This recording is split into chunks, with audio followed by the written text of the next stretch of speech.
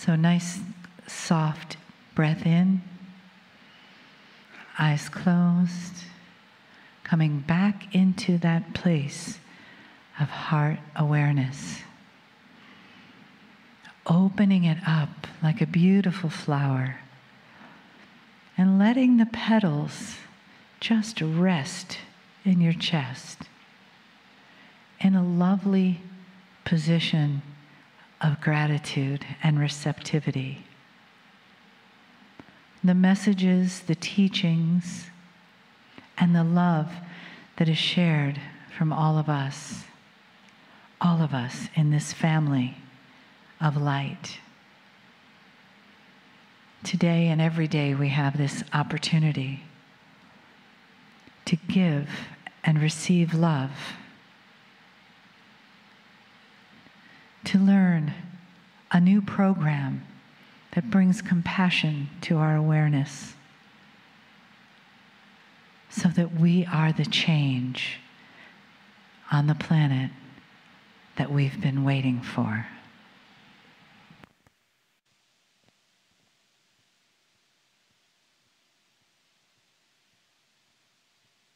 Greetings, dear ones. I'm Kryon of Magnetic Service. It's not that which is profound that needs to be heard, or many copy points of teaching that needs to be heard. It's the energy of this message. And the energy of the message will span many decades. And it's a difficult one to truly project to you in the fashion that I would like to. If you said, "Who is Kryon?" there can be no answer. Any more than you could define who is love, or put skin and wings on an angel, which you attempt to do. Multidimensionality is not only timeless, it doesn't have a location, not really. It permeates the field, it's everywhere. You really don't have much trouble with this when you realize that humanity is used to it. How can God listen to everyone at the same time? And so in some ways, you're already there, with concepts of the divine that are so different than the concepts that are linear. And yet even then, it's difficult for you to suspend that which is you in order to take on other concepts which are beyond you. So there is no answer to who is Kryon. It's an energy from the other side of the veil that is timely and timeless. It often will change its name and become others with the same message. And the message today is one that is energetic and it's conceptual. It's a difficult one, really, to project to you in its entirety. When you take a look, dear ones, at the truth that I would represent, you have names for it. Many would call it the esoteric truths of humanity. Others would call it metaphysics. Some would brand it the New Age. And the interesting thing about it is that there is no central core that represents all of it. There's no central book that you can go to and find out how it began, what it says truly, or what it represents. There are no rules. There is no central human being. There is no prophet you can consult. There is no one who ever really lived that you can go to and examine the writings of. Because of these attributes, many pay no attention to it. It's just far out thinking that seems to be spiritual in a way that is sometimes acceptable and sometimes not. And then there would be those who say, well, it's not a grounded system at all. And they would say, if you really want the rules, and if you really want to know the truth, it's got to come from a prophet, perhaps. And the books are there, and history is there. And humans would then be attracted to all of that. And I would like to say to you this: it is all appropriate for history. Consciousness for humanity has been this way. We have told you again and again that consciousness, on a scale of 1 to 10, isn't even at 50%. The ability of a human being to find the actual core truths of the universe, of who you are and what is going on, has always been limited. Always.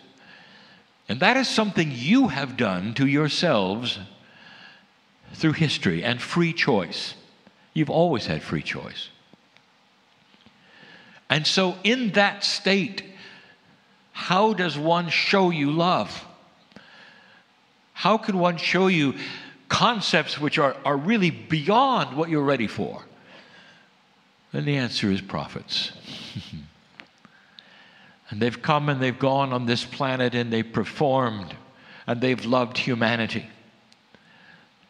They've lived and they've died in their own belief, and so many of them have been seen.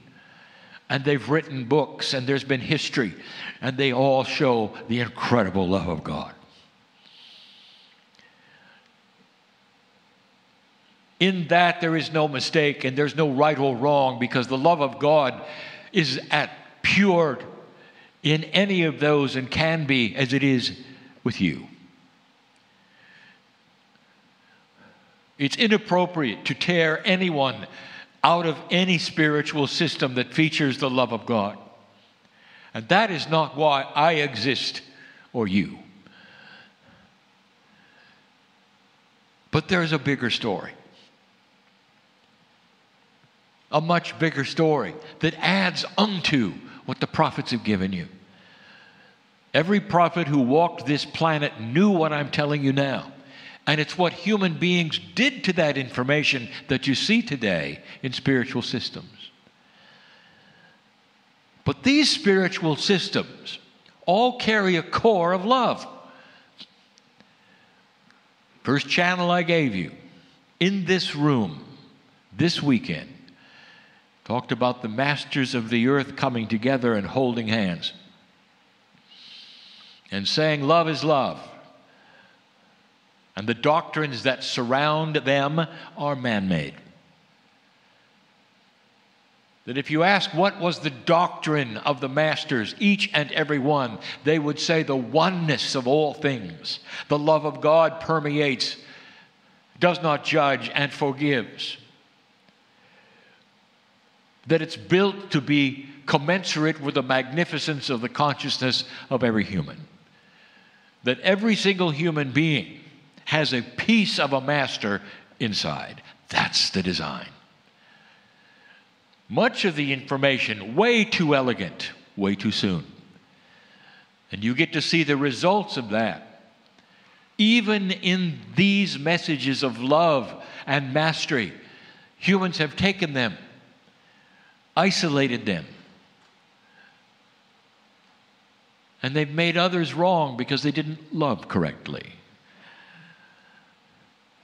Wars developed because you didn't do it right, or you didn't have the right master. That exemplifies the low energy and consciousness of humanity. That they would argue so much about the precious love of God that they would be willing to slaughter each other to be right. That, dear ones, is changing. There's something missing. Where is the core truth that all the masters would have given you had you given them a chance? Where is the core truth that the love of God is singular and oneness for all? Where is the core truth that says you don't really need another human being to worship in order to find that which is already inside you? The elegance of this message started early on this planet, and many saw it, accepted it, to this day believe it. But more than half the planet has no idea of the real core truth that inside every single human being there's a piece of the Creator. The creation story, that story, the Adam and Eve story, is a wonderful allegory. It's a wonderful metaphor of truly what happened here. Number one, your evolution created you way too quickly, by design, to put you here to be ready for that story in that Garden of Eden, which is a metaphor of the planet. Whereas it is told an angelic presence came and gave you duality, the knowledge of light and dark, an actual moment in this teaching where you went from animal to the beautiful creation of God within. And it didn't happen quickly, but it happened. That story is accurate. What is not accurate is it has the angel leaving and you're on your own. Instead, I will tell you this, that angelic presence that came down and gave you duality changed your DNA and stayed and taught you. Does it make sense that the God of creation would build a human being over millions of years, precious and perfect, with a consciousness ready to go, come down, give you duality, and slam the door? And the answer is no. That's not even spiritual logic. Yet that's what you're told. Then you're told, well, you're on your own and you better do it right, because if you don't, that same loving God will come and punish you forever if you do it wrong. That is man-made. It doesn't reflect the magnificence of love. It's not the mirror of the Creator. And so I ask it again. What's missing?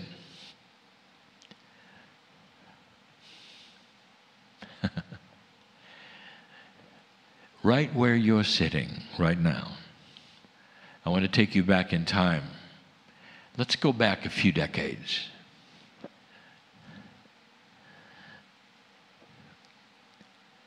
It's a grassy hill, some dirt, and two people had a vision way before their time of a place of teaching, a place of purposeful teaching where nothing would be taught except the core truths as they knew them. Before this temple of wisdom ever occurred, it was in their mind's eye. The group of buildings that would then become a university, small as it might be, would be one of the only ones on the planet of its kind to concentrate on the core truth that could exist. And we told you where they got it. Way before their time, in their Akash, they remembered a time when it was taught on this planet by the angelic energy that brought it to you. And so it is that over the decades of time you sit in the creation that they built, that their family has continued and that their relatives continue to this day. Way before their time, they felt it coming, the shift. If you take a look at their generation, they had nothing but bad news. The future of the planet was doomed. Their generation, with the scriptures that they grew up with, said you wouldn't be here, and they broke ground anyway. Way before their time. And then it began. Specific kinds of teaching, specific names, all to gather up the idea that there had to be a return of the magnificence of the core teaching on this planet. They're not the only ones, dear ones, and I can tell you around the globe, there are others. That's the plan at Oroville in India. That's the plan of so many others in other cultures who had the same teachers and way before their time started an institution with buildings that would eventually have what is missing, the return of the core, where those who are attracted to what they're feeling don't have to wander around and wonder how it works, or participate in unbalance of some who have no idea. They're just attracted to energy and they fly around. Instead of going to that which is the core, not of the rules, for us there are none except that of love one another and be one with all things, but what it feels like, how to get there, how to change your life, not to be evangelistic, but to hold light so that others would see it, and then it spreads by itself. The ability then to heal yourselves, others, to send light where it's needed. Core truth. How does it work? How does it begin? What do you do? And it's difficult to find the core anywhere because you don't really know whether you're looking at something that is real or unreal, something that is made up or something that has been channeled, that is correct or incorrect, something that has integrity or non-integrity. You need a core. And humans need a building, often with teachers that they can feel are in integrity and honesty and represent that love, that central love that all of you have inside you, just begging to see it and recognize it in the teachers that say, here it is. This is the candle we want you to look at. This is where you came from. We want you to feel it inside and awaken to it and be part of it. It's time for a return to the core teaching. Way before their time, they built the building you're sitting in and called it the Temple of Wisdom. Now there's a temple of light and a temple of healing, and they all have one thing in common because they were all thought of so long ago and now continuing to be developed and thought of for the future still. I tell you this because you're here. You can feel it. You can see it. It's not the only place. Returning to the core teaching is something my partner will participate in, for I gave it to him in the Lemurian teaching wheel. Even at this moment, he wonders what to do with it. And now he knows. It's part of the return of the teaching of that angelic force that one day gave humanity the duality and stayed and taught it. What was it they taught? It's here. If you want structure, it's here. If you want a linearity of study, it's here. It's also in the wheel. It's also around the planet. It's starting to return. So no longer do you have to what they call bop around from energy to energy and wonder what's up, who's right, who's wrong, how does it work? And have others look at you and say you have no idea. Instead, it starts to shape up into a program, a process, a group of teachings that humans need.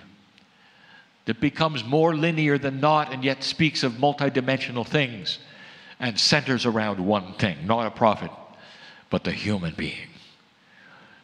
Enabled, magnificent, with a growing consciousness that will change the planet. Let's take a moment